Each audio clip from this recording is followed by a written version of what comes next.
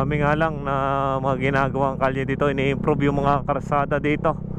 Ito yung daan papunta sa may Bawan Hospital. Hindi ko lang kabisado kung ano yung mismong pangalan ng hospital na to, pero ito yung hospital na halos pinakauna dito sa Bawan, no. Nung mga bata pa tayo ay tanda natin nakakapunta tayo dito pag may mga hospital. Halos ang dami ng nabago dito, na improve. Madami ng mga tinayong mga building. Yan, itong hospital ng yan, yung may iconic na tumatakbong mag-asawa. Bawan General Hospital yun, mga brother, no.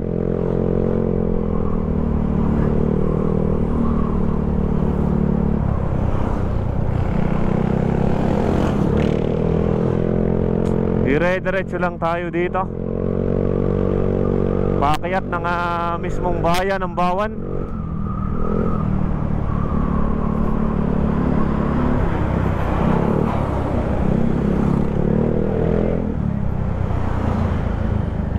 Yan, at tayo kakanan na dito.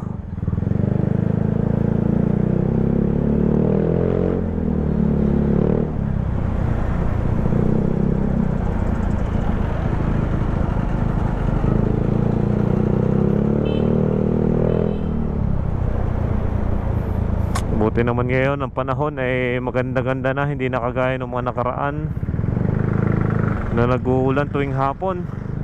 Buti naman at pinagbigyan ngayon. Mainit, napapakabanas nga lang. Ang hirap pagka ang trabaho mo ay nasa labas ng opisina, at doon ka nakabilad sa init, ay lalo na kawawa yung mga nagtatrabaho talaga. Talagang tinitiis lang para sa pamilya.